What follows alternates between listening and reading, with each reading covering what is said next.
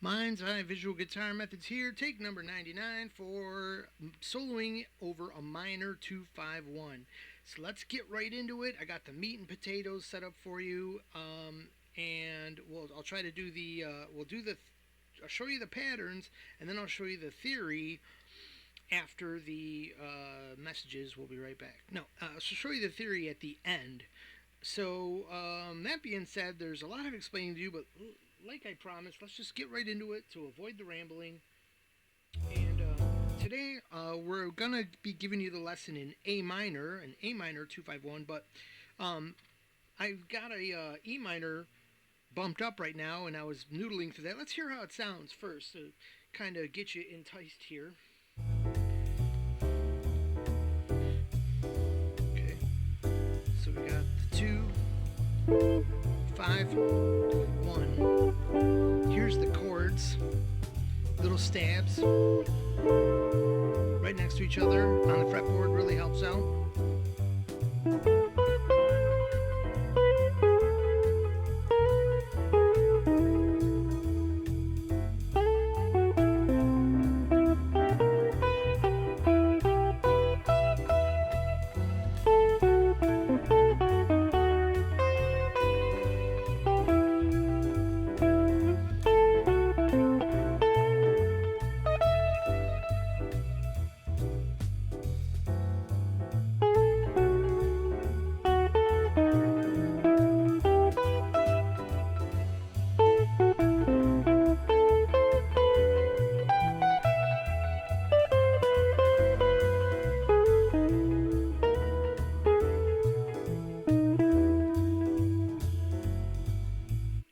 Not being afraid to play some things that didn't think really fit into the method or weren't perfect, but there was a lot I liked in there. But it's basically,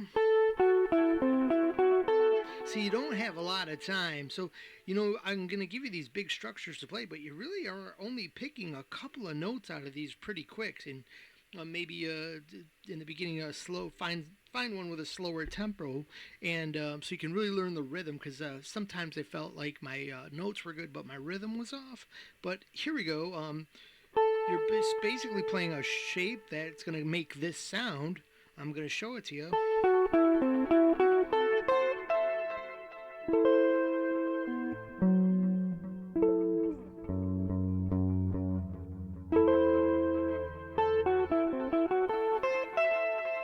To this shape.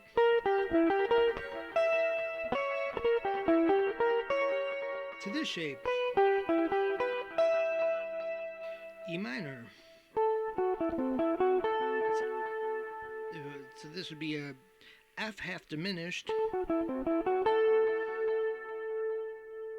to a E minor, or sorry, a B dominant. Sorry, that's totally wrong. So B dominant.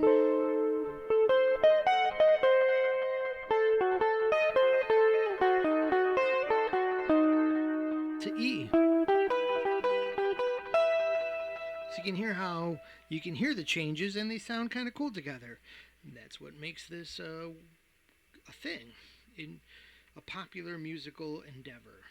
2-5-1s. In this case, a minor 2-5-1, which really isn't a minor 2-5-1, but I'm going to give you that theory at the end. So let's just go over the shapes. So the first thing we're going to do is let's ignore that very first structure. That's kind of my favorite structure. And let's just get to the 5 going to the 1. Because kind of in theory, you could sort of play just the 5, like Barry Harris says. You can play just the 5 to the 1 over the whole thing. Let's try that. 1. So here we go. Got a guitar that won't work, so let's try that again. Here we go, and so we got the 2, then the 5, and the 1, and the 1. So here we go.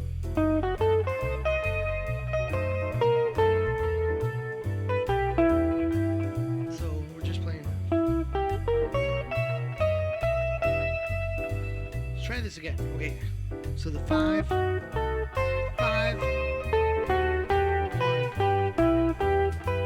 1. played the wrong 5 there. Let's try this again. My God, practice before you give a lesson.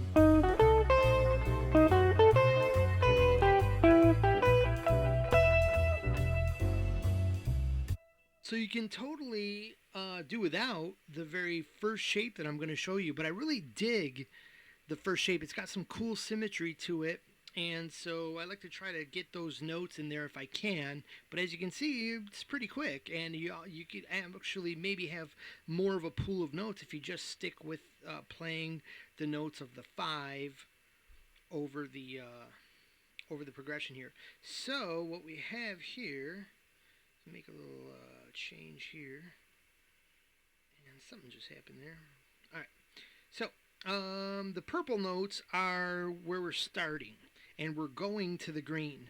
So the purple note is what you would play over the 5, and as you can see, it's the same structure that we've talked about over the 5 for a 2-5-1, because over this 2-5-1, minor 2-5-1, it gets the same kind of 5 chord, a dominant 7th chord.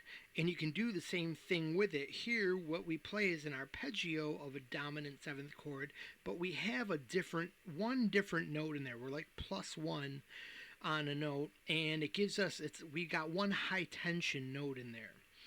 And that high tension note really leads to resolve. As a matter of fact, you can see how 3 of the 4 notes in this structure, which is actually, well, it's a 4-note structure, and you can see how wherever and it's symmetrical. You can see it like makes this cross shape. If you haven't watched the other lesson where we went over this a million times, it links to itself, like basically right on this note. And there's more of this structure all over your fretboard, but for now, we'll just cover it right here on these top soloing strings. I call them the G, B, and D strings. So in this example, we are, where are we?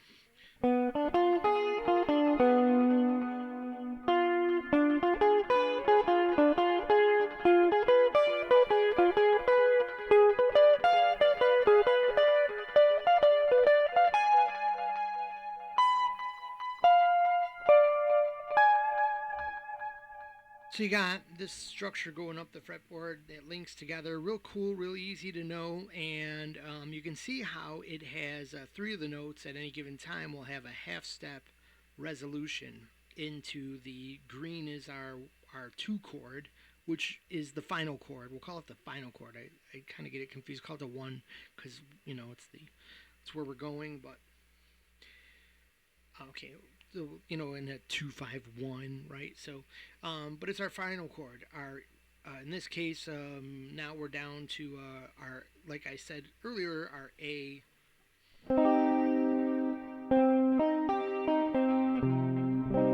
Sorry. In this example, I guess it looks like I chose C. So we're going not A minor, C.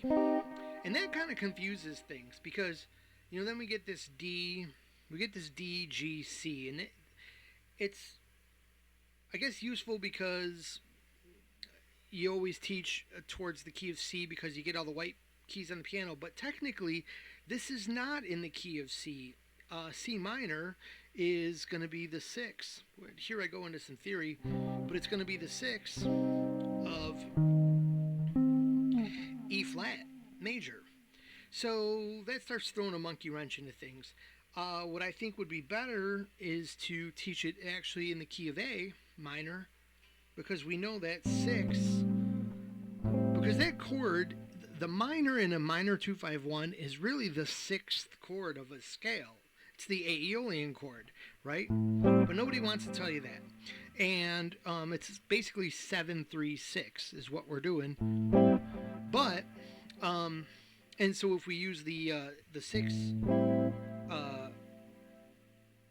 the A minor as the 6, that's from the key of C, then that's all the white notes on the piano. It's a little easier. So I was hoping I did that, but looks like I set this up in the key of C minor. So, but, you know, we're just learning patterns on the guitar, so we don't really have to think about, we don't have to reference it to a piano anymore, or or think about anything like that. We just have to know these shapes. So anyways, our minor shape, let's look at our minor chord shape here then.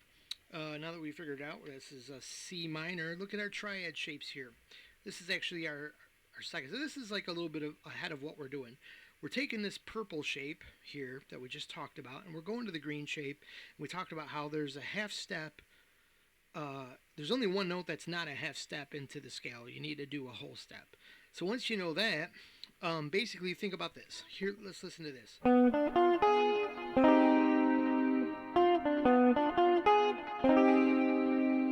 Okay, now. Oh, okay, hey, there's some sense there.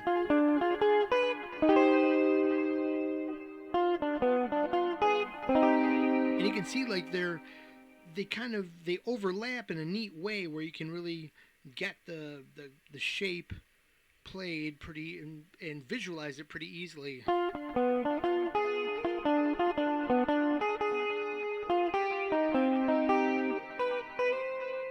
Right? Oops.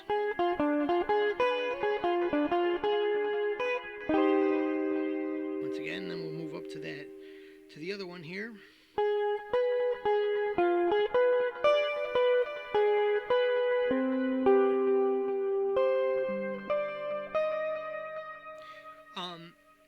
This one I'm circling right here, I think is better serving this shape right here. So I think like this one and this purple shape are better serving this shape right here. So sorry.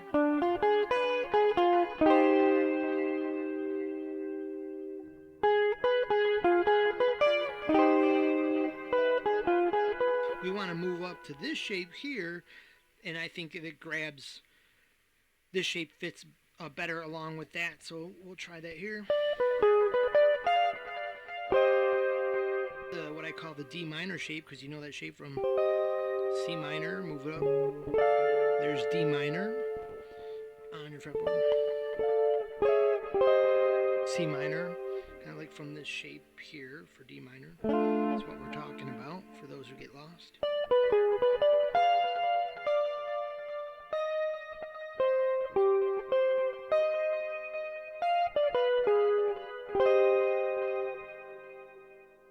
And here they are alone down here. So without all the clutter, this is where you're going. You're either going here, or here, or here. Your C minor triad shapes. Not too hard. And then you want to jazz them up. Just half step into them. There's not much else you can really do to give you that jazz sound. I mean, there is. You can enclose, which is really just adding one note to walking in by a half step from below.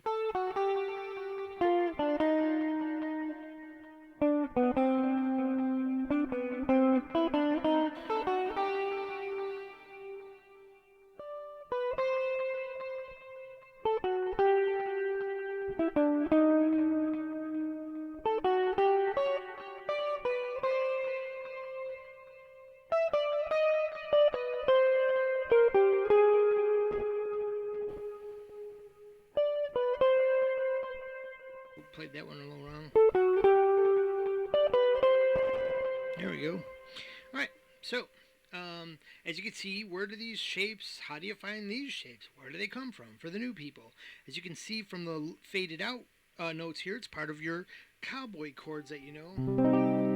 Your big C minor chord. It's the top end of that.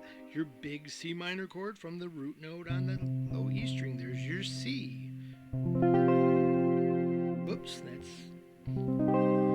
some kind of suspended chord in there. There's your C minor bar chord, and then this is from your C shape. A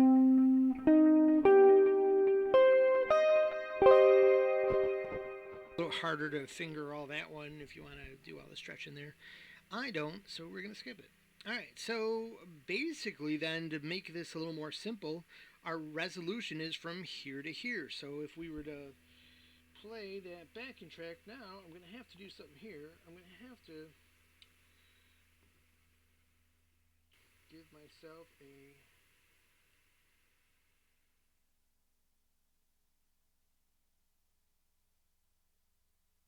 All right, 2/5 backing track in C minor.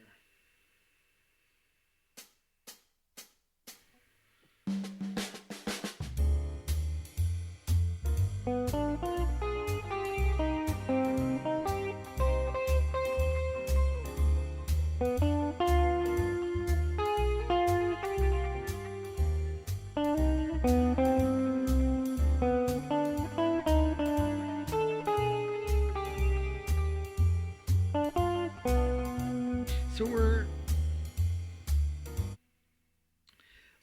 showing you, just experiment and make up your own lines. For right now, like, we're gonna basically just start by playing right over the one chord, da, da, da, one, then the 5 chord, and then the green. So what I'm thinking is purple, purple, green, purple.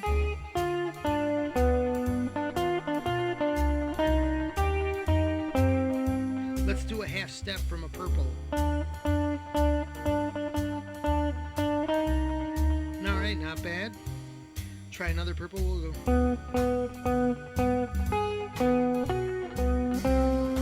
Alright, not bad. Let's try this one where the plus sign is.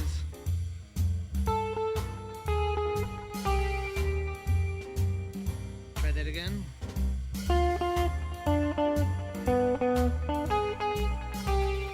Alright, we went from here to there. Let's go down. Not bad. Sounds better as a next door neighbor. Let's go up. Not bad. Let's try this one.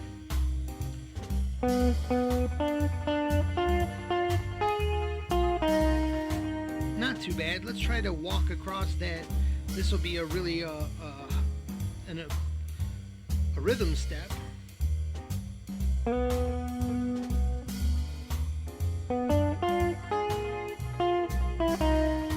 Not too bad. Little jazz in there.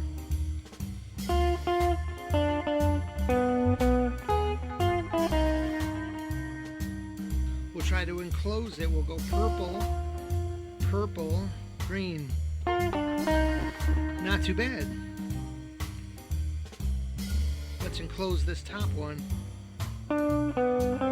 Not too bad. How about let's enclose this one?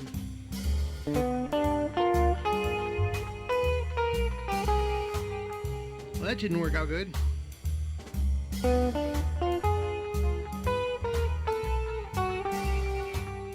It was so-so. Let's try it again.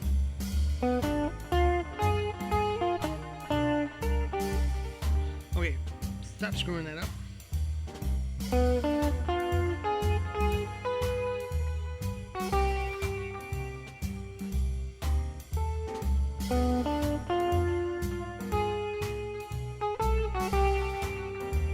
So gives you a little bit to experiment with, to pick out your things that you like that say, hey, all right, I like that. That was jazzy. That was more jazz than I've played being a rocker.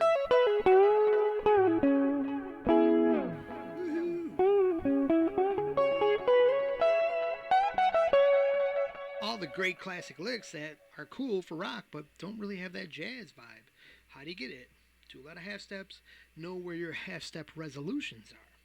All right, and you don't always have to get into a chord tone, but in the beginning, it's good to do that, to try to nail some of these green notes on the beat, on that one beat, because then you're really putting yourself into the rhythm, and on and on. I've seen some other lessons recently that showed the value of putting on a metronome and then getting the count going 1 and a 2 and a 3 and a 4, but then eliminating it so it's and 2 and forward, 2 forward, and getting used to 2 and 4 for certain reasons. But whatever you do,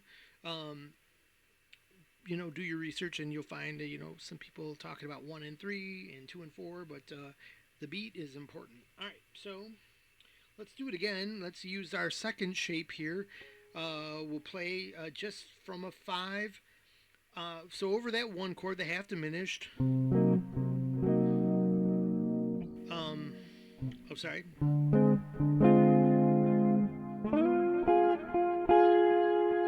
We're going to ignore that. Just play this thing, just this version of the 5. So that starts at the, as you can see here, the 7th fret. Our cross, our diminished cross. How about that? Uh-oh. I stopped on that note and I want to resolve on the next note, but I'm a whole step away, so...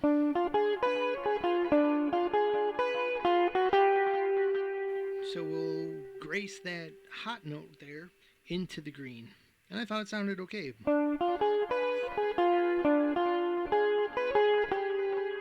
But the half step down might have sounded better.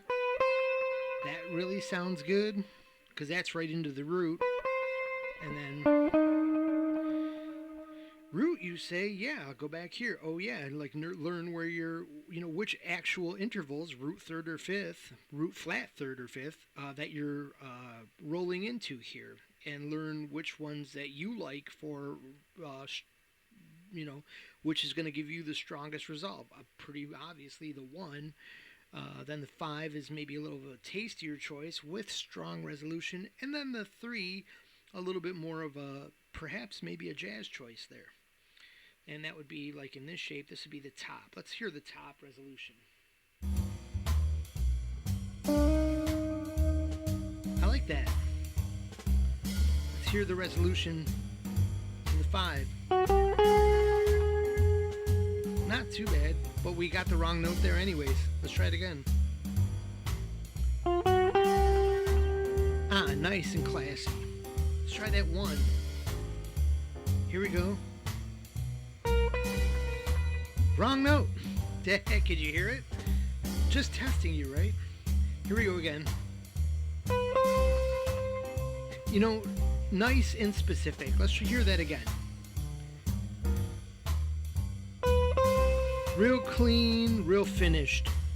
Let's go back to that. To the 5. Kind of cool. That's got a cool sound to it. And let's go to this. To the 3rd. Kind of a smokier, bluesier resolve.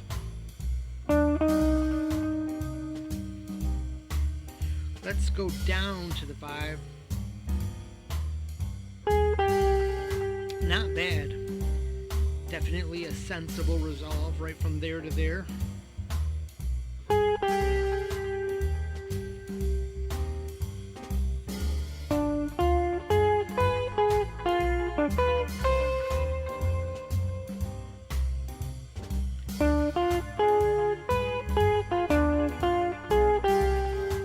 I'm trying one of each with a little bit of playing now.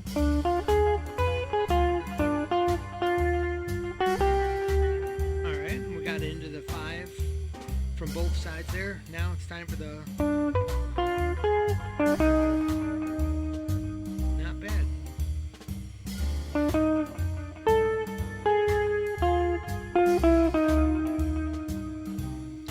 Not as good.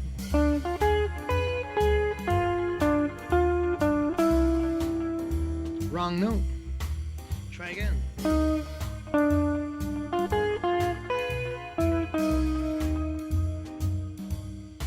I went from a high tension note, an ultra high tension, to there, and that's why it sounded. And the 3rd, while a cool resolve, is not as strong of a resolve. It's a little more, to me, it has a little more tension to it than the others. And so you're going from a high tension to, like, I would say, like a medium, or like maybe the tensest note. The toughest note to resolve, well, not the toughest, the 7th is really the toughest note to resolve, I think, solid into. So that's why that sounded. But if I had gone from that, this is in the scale.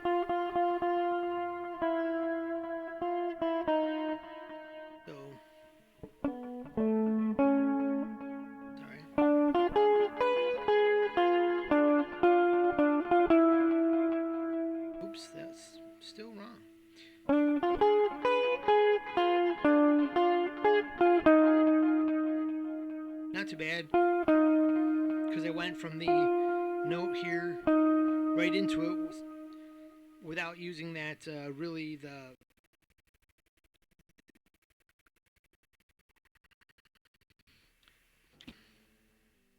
sorry, the computer was lagging there. Without doing the high tension note there that the plus sign is on. But I could have done it pretty quick. Let's hear it. Alright, let's get situated here. 7th fret.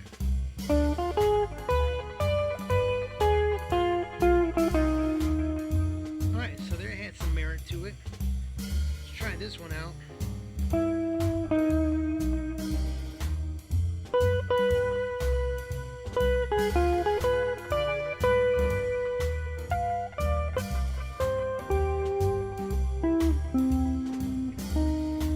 Played a major third in there. That was no good. Let's try again. From the top and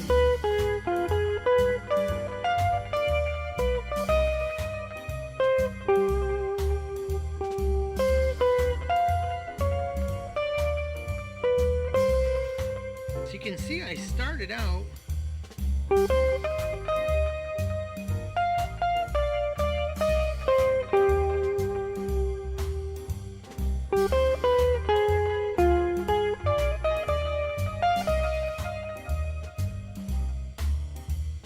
this time around, especially over the 1 chord or the very first chord of the progression, basically the 2-5-1.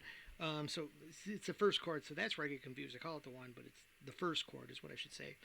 That half diminished chord, I was just using the resolve chord, which sounds tense over it, especially if you add it into the to the purple notes here, the 5 chord notes. Let's try it again. And there's the 1 and the 1. So here we go. Green,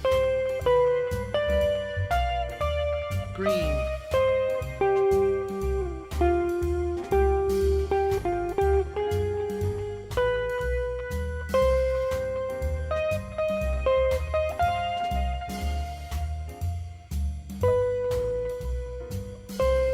green, green,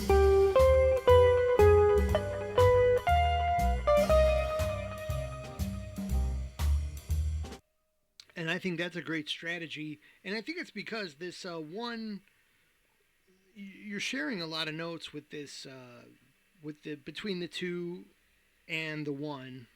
They actually share some notes, so there's a possibility there on why, to answer why this sounds good. So this is probably should have been up. I already talked about this. This is our kind of how I picture this framework here, how they're all linked together in this, basically this cross or kite shape. You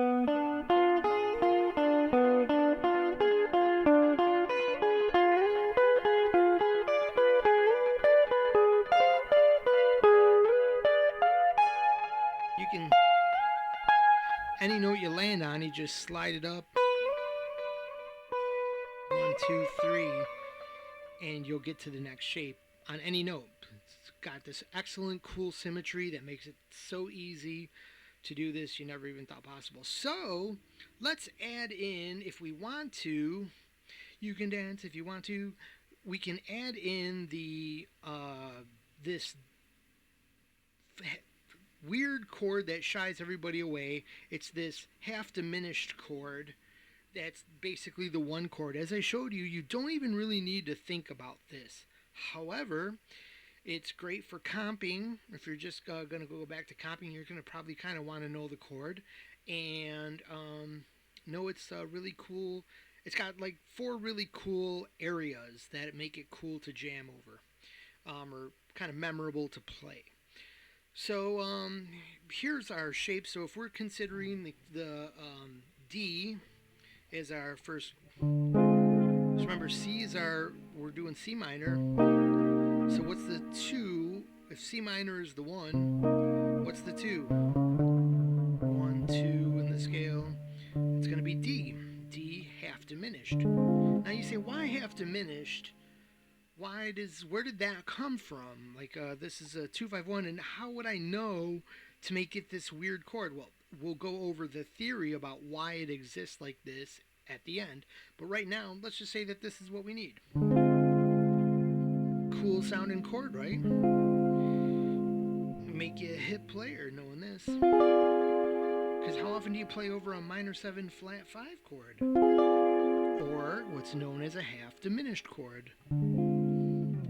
Not too often when you're just learning basic music theory. And when you're learning a regular 251, you don't get this cool vibe here. So let's learn it, and then we got a new level of learning today. Alright, so let's down here in our first thing, basically taken the scale and just subtracted the chord tones, the root.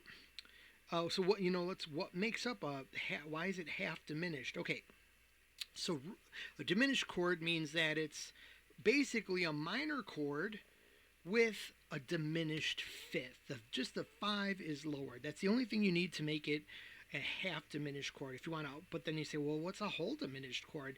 And we take the 7 and lower that one down one. But that's not what we're dealing with today, so we won't talk about that.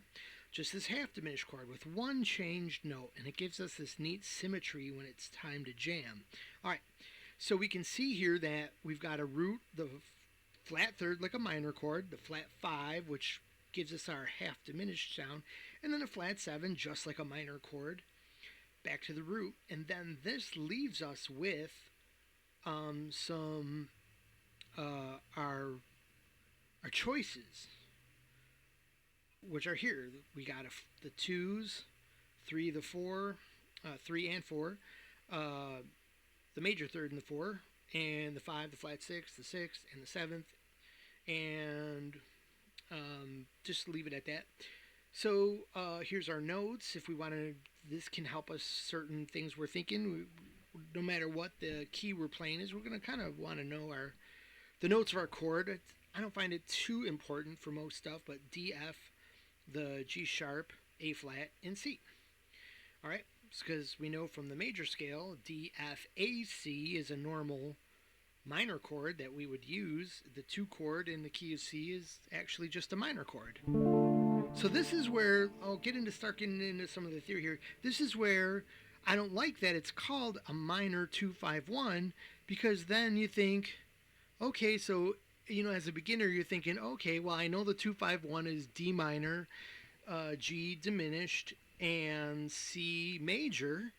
So if we're just switching to C minor, and we're basically, it looks like we're keeping that 2-5 thing going, how come we're not just using regular D minor? Where does this D half diminished weird stuff come from? And then they tell us we don't need to play it. It's just all confused. Starts throwing the beginner music theorist off, and you just go, I don't know, I don't care. And that doesn't have to be that way. Someone really has to explain where this really comes from, and we're going to get to that. But let's say we're just assume right now, okay, so it's going to be, I'm going to understand why it's a half diminished chord in a little bit. Let's just go, here are our shapes here. Cool, sounds like a train horn. Off the line, Pinky. So we got that chord, we move up a little bit here, and we'll have this chord. Whoa, sorry. I'm off my screen here, so there's the 1, the same chord up here. Now, notice what I did here. This one kind of makes a line all the way down, but I'm only playing 4 notes at a time, because this one you can break into 2 chord shapes, this light blue here. So root, flat 5, flat 7, flat third. I can play an inversion of it by going down here and playing this shape right here, which is basically a line of notes here, like a minor chord, but I've got to add in this flat 5th. I got to take the 5th of a normal minor chord and lower it. So I take that A minor shape and use my pinky on the root. And that's where the close chords for comping come in that I showed you earlier.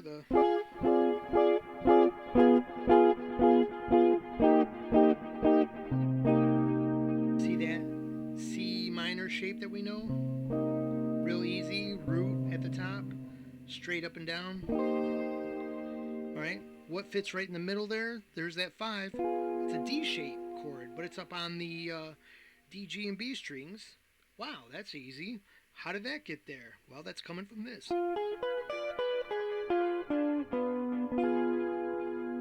Right out of that. Those purple notes we were playing in the last shape. And so we started with this.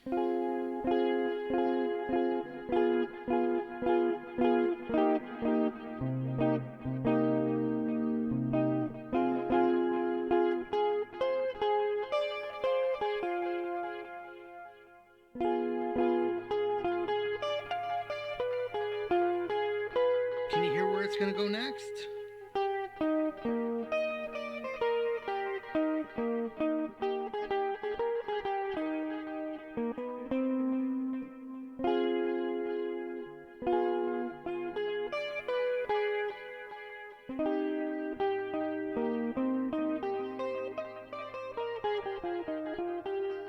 So playing the scale there sounds a little normal and cheesy, because, well, that's not what jazzers typically do. Moving up, we've got, we could play this shape, but I might use that as a melody line, a melodic line, like that means when I'm soloing.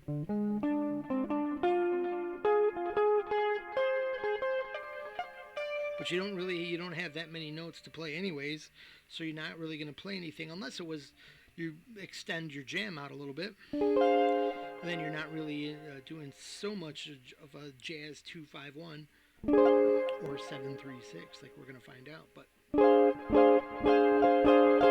so there we are up here in this shape, which is pretty easy. It's just a bar there with an extra note. There's your flatted 5th. Or no, I'm sorry, that's your root. You get the flatted 5th, flat 7th, and flat 3rd there.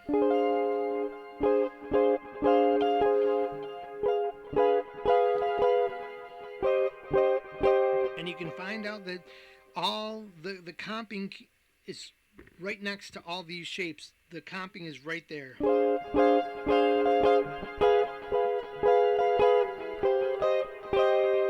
And you'll see how there's only like one note falling. There's the voice leading and all that stuff. And then we got way up here, you kind of got this chord here. Sorry.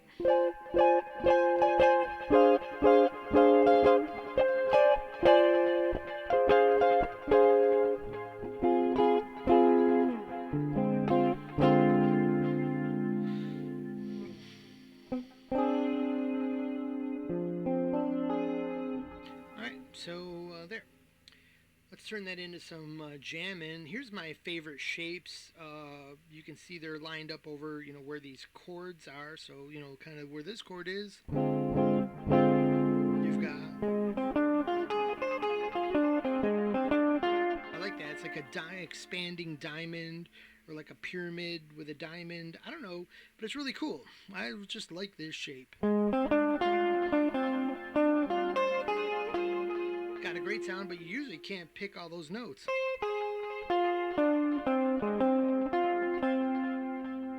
But then you're...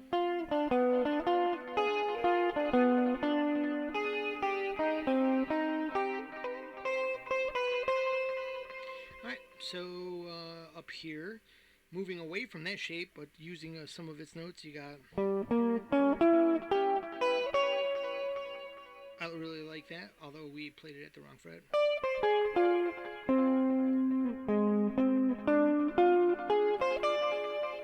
I like that a lot.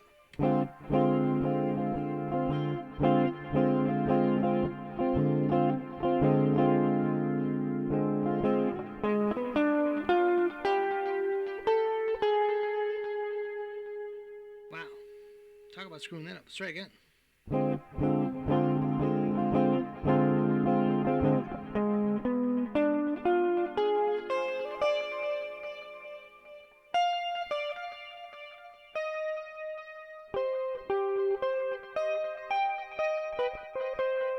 So see how that, I went into the green notes there because just that shape wanted to resolve to the 1.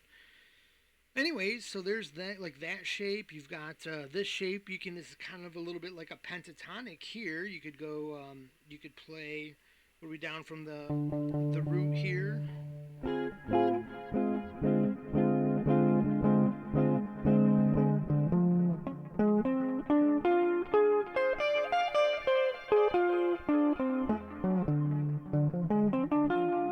can see getting pretty fast with that shape.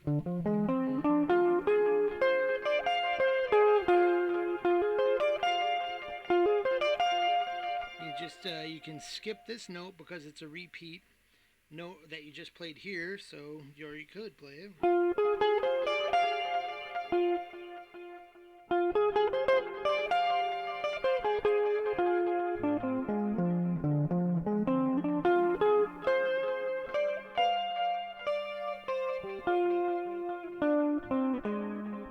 And you're just playing it's just the arpeggio, it's all the same. You can start playing it through the shapes, it's all the same notes. But this one here, you also have another one that's a little bit like a pentatonic. Now we're playing from the 13th fret here.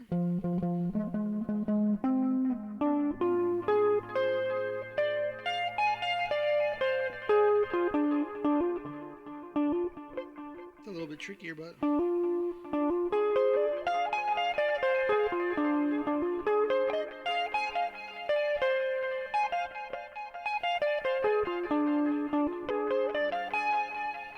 Got a cool sound to it.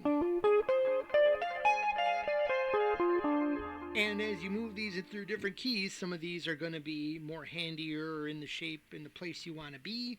So you're going to want to, basically know these shapes. But hey, there's only 4 of them, and it gets you through the entire arpeggio there. And that's it. Like I said, if you want to add this in, if you want to dance with me, if you want to add this in, we talked about, you don't have to. You can just keep it simple in the beginning and just play this 5 shape here. So what we're doing here is, if we're going to go from this shape to the 5, if we're going to play this in the beginning, we got to know what's going on. But the cool thing is, we can see that 2 notes of our 5 chord shape overlap, and this is pretty much why we can use this. We can use them interchangeably. Why Barry Harris says you can just use the 5 over everything. You don't have to play the 2 chord per se. And I think he was specifically talking about a minor 2-5-1, because I to my ear, that's where it sounds the most. What he says makes the most sense as far as improvising goes and sounding cool. So the X's, because it overlapped and the purple would overshadow the blue, I've used the X's instead. So let's start with this far out shape we were doing, and we could play so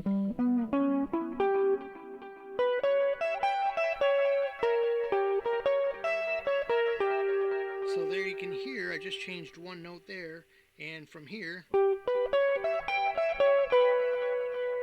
then when the 5 chord comes, that's going to be the special note then. That's going to make the 5 chord, sound like you got something going on, some knowledge over the change. Then to the green notes from our other page, if we memorize where those are. Oops, sorry, screwed that up. So once again, trying this all over again.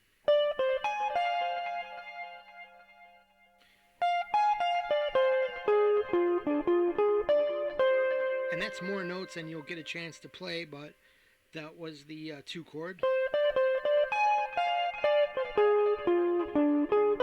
5 chord.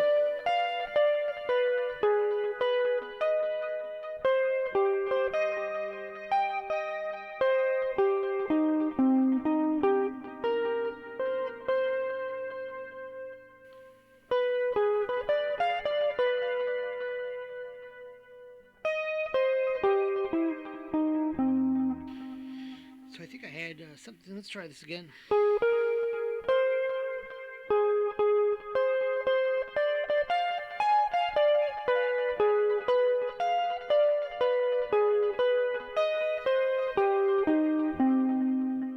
Sort of like that. So there, you can see how the X's are the purple shape we discussed earlier. And there's the intervals. Now we'll start getting into the theory. So this is, you can learn this. I really don't have this in my mind when I'm soloing. I kind of wing it, but it would be helpful to know when, which one of these, since you're not really resolving, you're just kind of hitting it when this 5 rolls around, I can get on without knowing that this is a flat 9, the 3, the 5, the 7. But the flat 9 is that special note um, of the shape. And you can see that shape, that special note, is included in the half diminished chord, so you kind of get it anyways. The outside note that you get, that you may want to change over, that kind of won't sound good, um, is this one right here, the 3, because if you play the note from the half diminished chord, then you're playing the 4 over the 5 chord, and it just doesn't sound that hip. Playing the chord tones definitely sounds inside that already tense chord, so you kind of got some built-in tension just by playing the chord tones, and then you're adding in a super tension, which sounds cool but needs resolve, and it's only a half step away from resolving to the note of a C chord. You're a half step above the 5 of the C chord. How did I know that? Because this right here, I know from playing so much. Root 5, major third, minor third. Alright. So, that's like the big cool thing here, though, for me was learning this shape because I just think it's so cool. Let me try to work out something where got to get through my lock screen here. If I'm going to play over this C minor backing track here, then I'm going to want to play this. Let's say I play this down here. Sorry. Let's play it up here.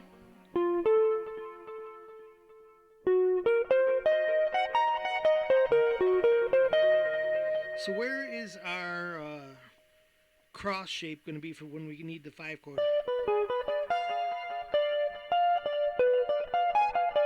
So it's going to be way up here. Now, how can we know that? Well, these 2 notes of this shape right here,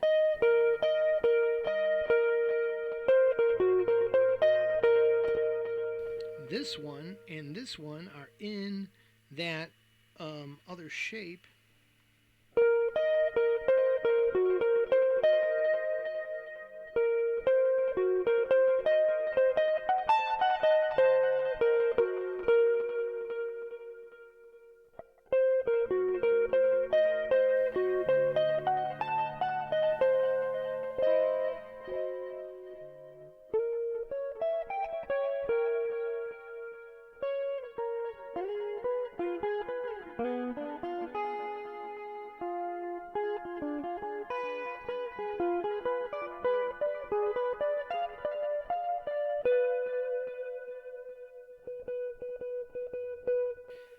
I lost myself a little bit there. I think I'm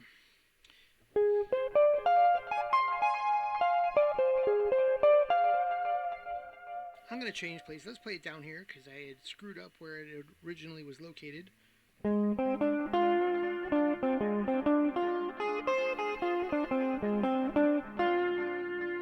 so then we're going to play our... I'm going to play this one. Let's go back to that other sheet. Then I'm going to play this one is nearby. You see we're in between the 5th and 7th frets there, and here we're between the 5th and 7th frets there.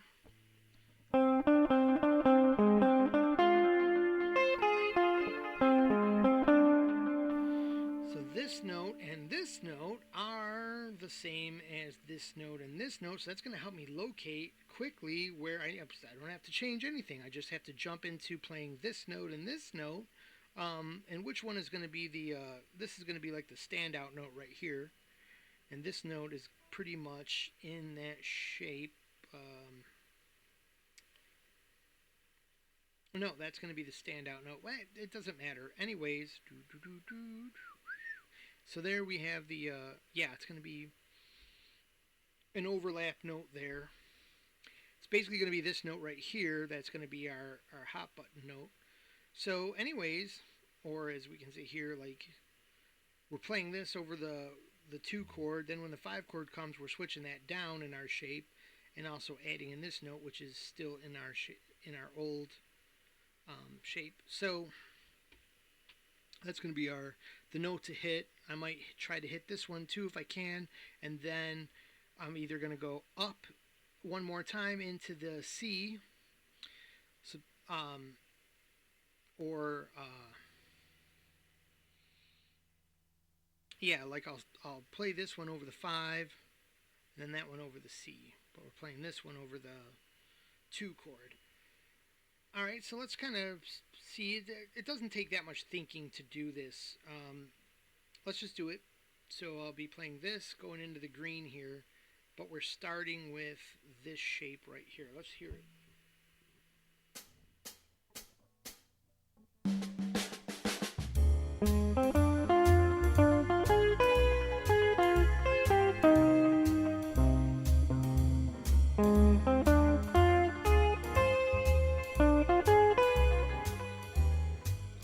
Try that again.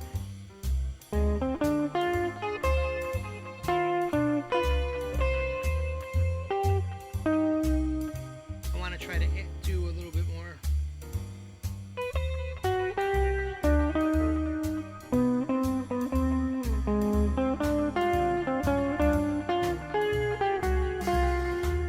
Oh, that was terrible. Let's try this again.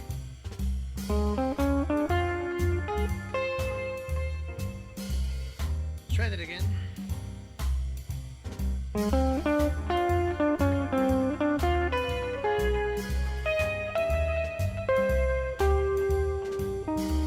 So as you can see, it adds a lot of complexity that can throw a new person off, and that could be very easily why Barry Harris said, listen, don't worry about this harder to play, 3 different shapes going by real quick. I don't know why that keeps starting by itself. That's a little weird, but I must be hitting the is that gonna stay off? What is that thing doing?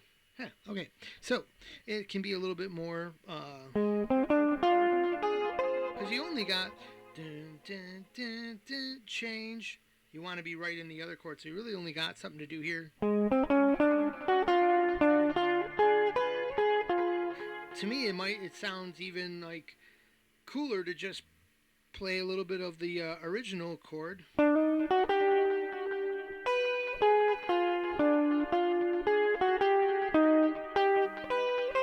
Much easier to play a little green, little purple, little green instead of this, but I just think it's so cool.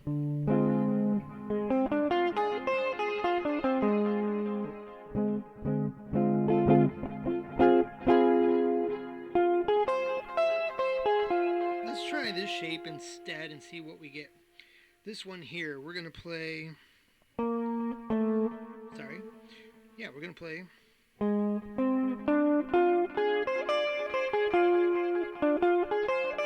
So since we don't have a lot of notes to cover, we're just going to play... I'm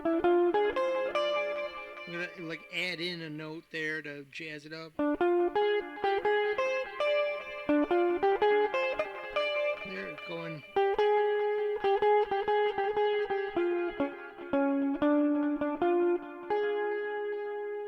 What does that sound like to you? So you should know that by the sound, but if we look here at our shape, that's a flat 5th, so we're going from a 4 to a flat 5. That's not too bad. A 4 works over minor, so that's why that gives it a little bit of a flair. So we've got a...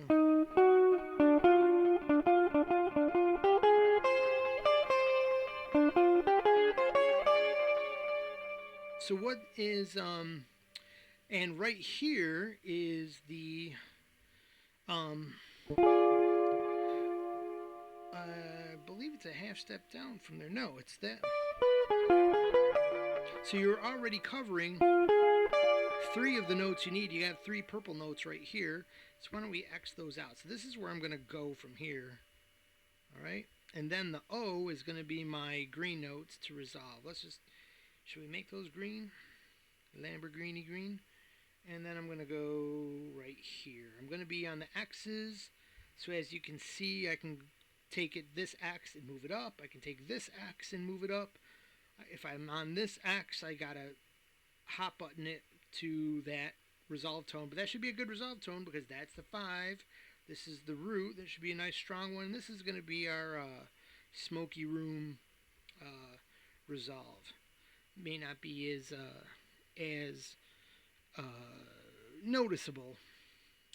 But if I resolve here on the 1 and then take it through the strong tones, that sounds kind of cool too. So, and I can even probably play this note into that note, going down this, and that should probably have a jazzier sound. I think that's kind of in the genre there. So you can see here, the point is a little bit of experimenting with stuff that seems like, hey, that should work. All of a sudden, this is where you go, okay, I think I hear the jazz now that this is happening. And you're not only, the second bonus is that you're making up your own licks, or you're discovering licks that the greats already discovered because it's probably already been played a million times, or any other jazzer figures out. You're now figuring them out for yourself, not learning them from a fake book and then just kind of having a bunch of memorized, stiff patterns. You're organic. You're everywhere you need to be, wherever you want to be. All right, so let's try it again.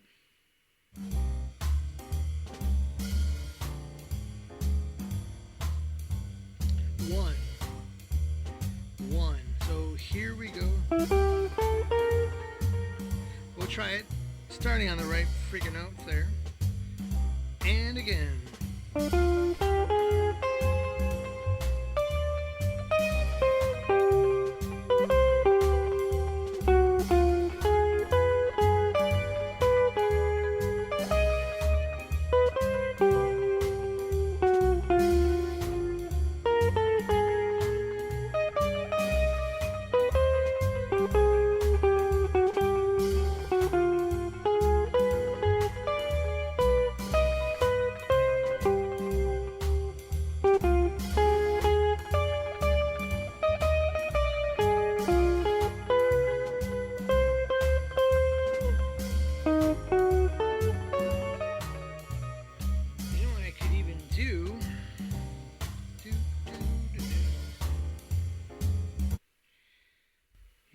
Technical like this one, this note, and this note, they're all, the only one that's unique to this pattern is going to be this note right here. So that's kind of maybe a worthwhile notation there to put a 0 on there. So that way, when the 1 chord is playing, let's say we're doing our X playing. We know in the beginning for the 1 chord, or basically the 2 chord before it gets to the 5 chord, play that note, then on the 5 chord quickly switch to that note, and then we're going to think about resolving to the green, going from X to green. So let's try that again. Process here. Blue. Alright,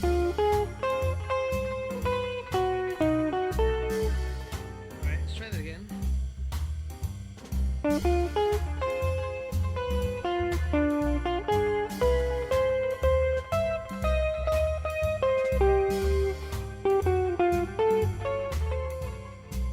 Whoa, let's try that again. From the 5.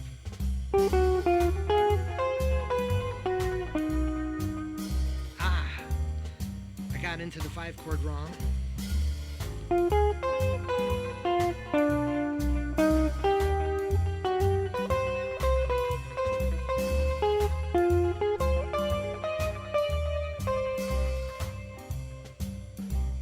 Here's something else to note as a technical. You could, that note is not in the 5 chord, so it doesn't get an X, but as a technical, guess what? That's a green note. So it's maybe instead of notating it as that as a 0, we could actually list what it is What's before a root, folks? I'm sorry, well, we gave it away. What's before our flat third? Well, the root. Flat 2, 2, flat 3. So let's put an R there so we'll know that we can come back to that for resolve. And that might make that easier to handle. And here we go.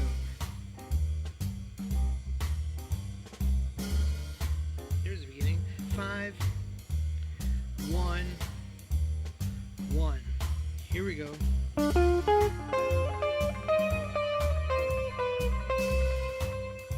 There we go. Got to start on the right fret. Try again.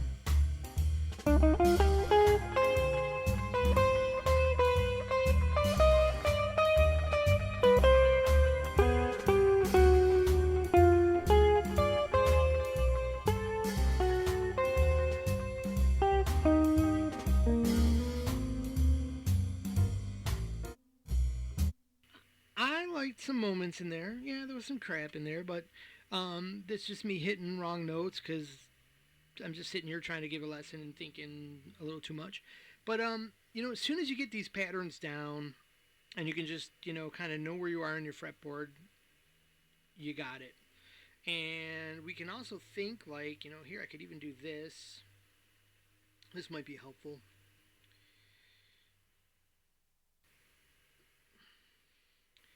Why don't we even, might make sense, since this will work over both, might as well make it blue, but we kind of know that our 3-chord, our shape is right here, our C shape, our full line C shape is there, so then we can let's play this again.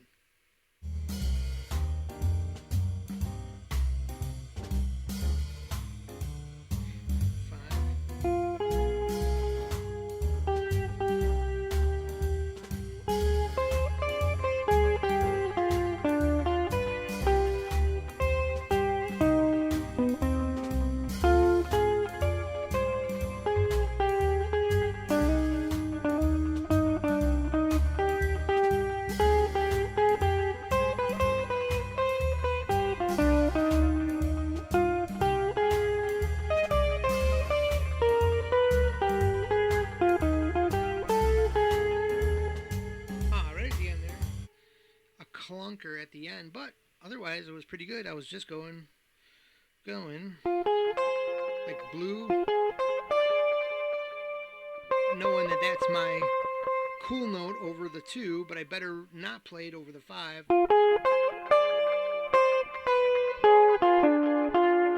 Hitting my volume knob there, knock that down a bit. So I've played through all my beats of the 5 chord. I better do what? Resolve to green. And then I can remember when I resolve to green to half step it in there.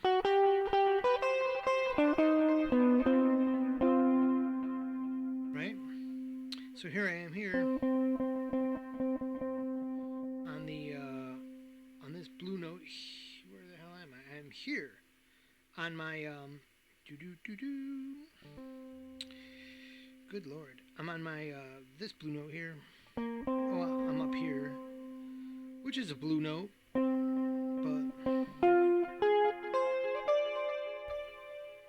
I can go up, which, is a green note, but I better get to my, one of my, notes for the 5, one of my X notes.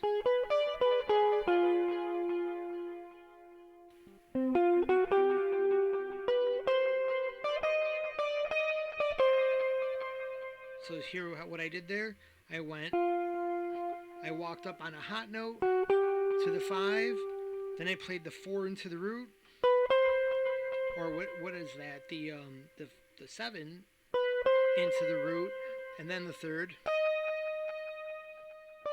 Sidestep the 3rd for the resolve. So, just there's all kinds of things. You see what you can conceptualize. So what's the theory behind all this? Where does this half diminished come from? All right, So you got to know all this. So this is where the confusion comes from. See, a minor 2-5-1 is really a 7-3-6. But you say, hold on. If you know your music theory, you should say, hold on, Mark. Okay, I get that the 7 is the, so in C major, that would be a B flat chord if this was the B half diminished chord. If this was the key, real key, coming out of the real key of C, as I said, this C minor that we're playing is actually coming out of the key of E flat.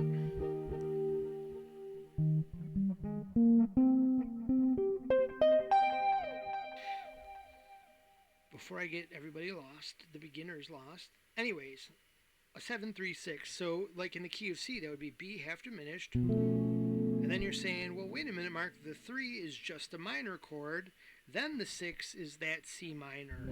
So how can it be a 7-3-6 when it would be B half diminished, E minor, but we need a dominant chord there? Well, that's like if you watch the lesson I just uploaded, you can see that there's only one note difference between a dominant chord and a minor chord. A dominant is like half of a minor chord, but it's got a major third. If you lower that third, it's a dominant chord. So it's an easily swappable chord. And so because you can turn it into this dominant chord, that's where it all works together. Just like a major 2-5-1 resolving to the 1, you're just resolving to the natural minor of the scale. A 2-5-1 takes the natural second chord of the scale, the 2 minor, goes to the natural diminished, nothing has to change because it's actually a diminished chord, and resolves to the major 1. The 7-3-6 takes the 7th chord of the scale, goes to the 3rd, which is, now you say, well, why would we go from the 7th to the 3rd? Where did that come from? It's all the circle of fifths. So, like, let's look at it on the fretboard here. I don't know if I made a diagram here. I didn't. Well, here, it's kind of here.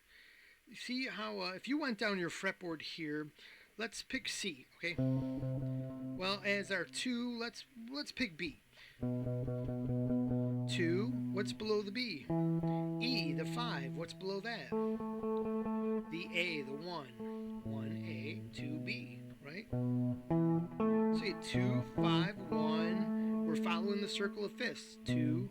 We're moving backwards on the circle of fifths, so this is like fourths. So from B to E is a 4. From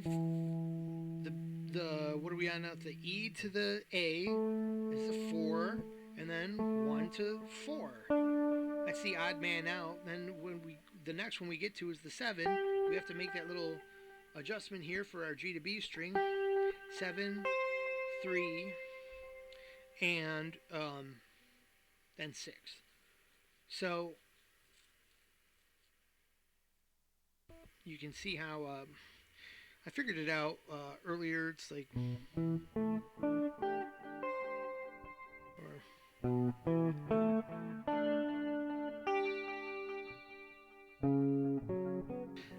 it's something. But anyways, it follows the circle of fifths. So after the 6, you'll go into the black keys, and then you'll eventually end up back around at 2-5-1-4-7-3-6. 2-5-1-4-7-3-6, like the firing order of the major scale. If you're a hot rodder, instead of 1-8-4-3-6-5-7-2, like from your small block Chevy. All right. Sorry, car guys don't know what I'm talking about, but the rest of you are like, what the hell is this guy doing? All right, so 2-5-1 is D minor, G7, C major. We talked about that, and where does it come from? It's coming from the key of C. C. Here's the 2, here's the 5, here's the 1. It's just numbering the chords as they go down the scale. You say, Mark, how do I know this is minor? Because this, C, E, G, B. Now we've got D has the D. If we start the scale from D, the same way we wrote it here, these are, notice like, there's C, there's a half step, there's a sharp and flat between D, there's a sharp and flat between E, there's no sharp and flat between F. that makes the difference here. If we start from D and we go to E and then we go to F, we've only moved, you can see here, like here you've moved the second note that you're choosing. You skip notes to make harmony. When you skip that note from C, you get a major third. But here you get a minor third. What does that mean? You got a root. That's a flat 2. A whole step is a 2. 3 notes. The flat third. The regular third. A C has the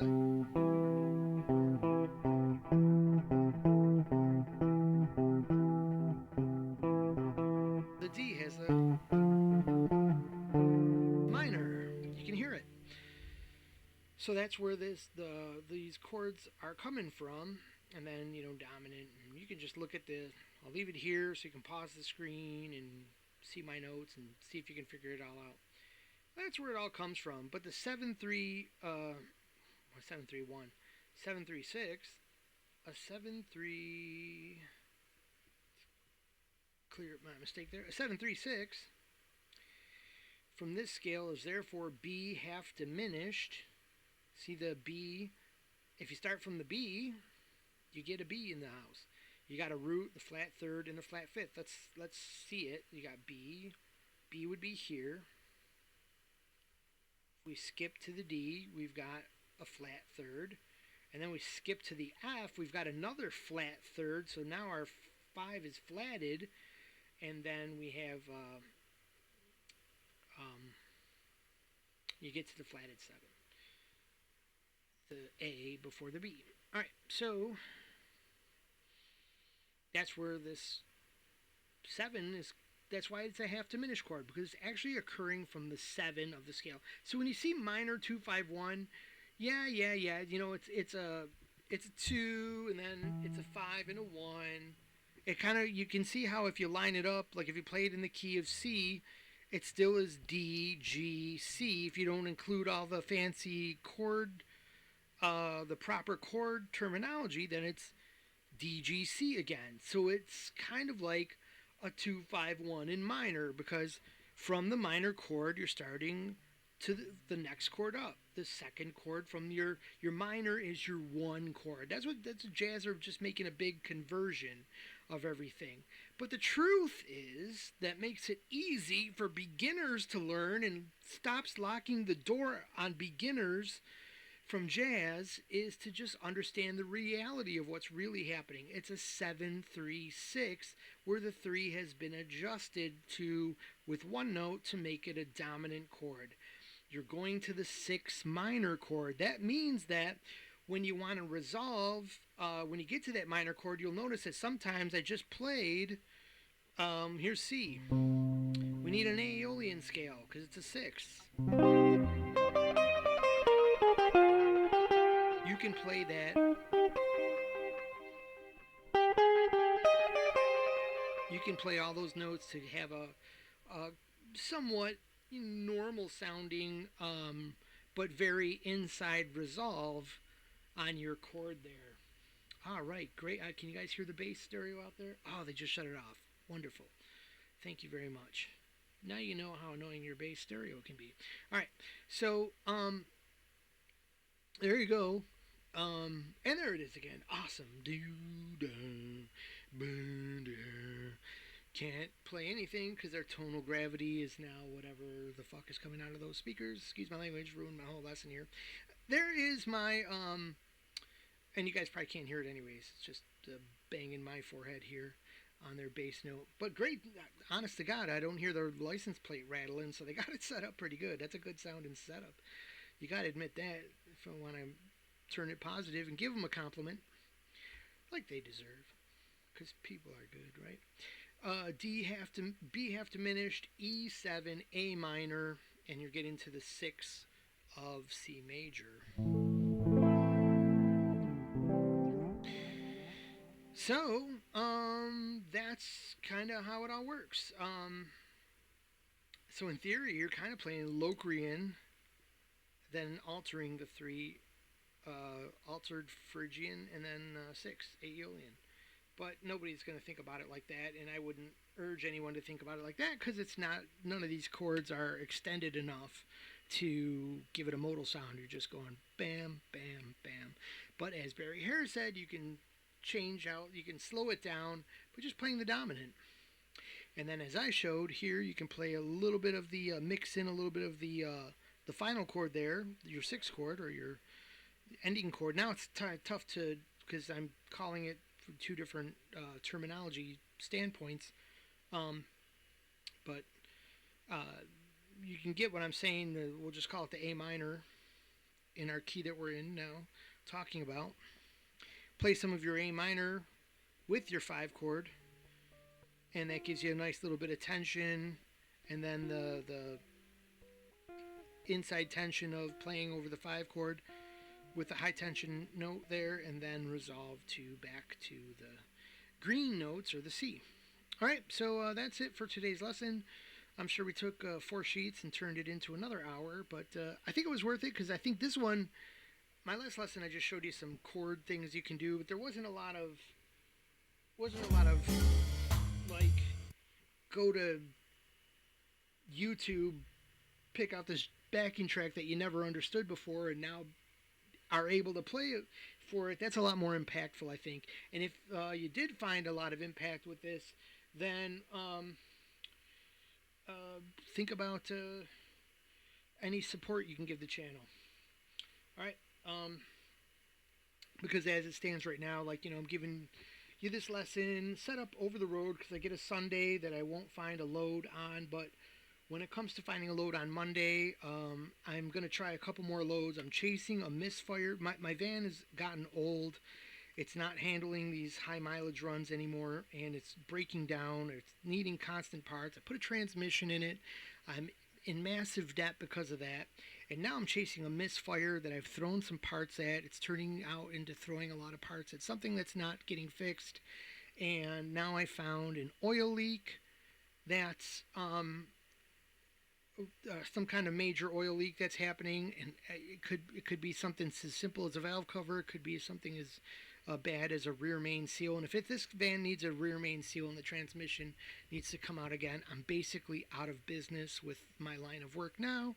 I'm going to have to find another job, go back home, teach guitar, make a little less money, and everything is going to get really tight for me right now because I've got more bills than I can handle, and so everything is really bad. And so that's why I'm giving you a plea to please help the channel with at least just a like and a subscribe. But there's also links below that can help out. So I'll just leave you with that. Thank you very much for watching. I hope everything's great for you guys out there and everything's going well. I know it's tough for everybody right now with things that are going on and gas prices and everything. And that's another thing. I make money based on, running freight. That means I make money based on my investment in fuel, and I just make a lot less now because they haven't offered to pay us anymore, but gas has gone up through the roof. Okay, see you guys later. Have a great day. Mind's Eye Visual Guitar Methods here.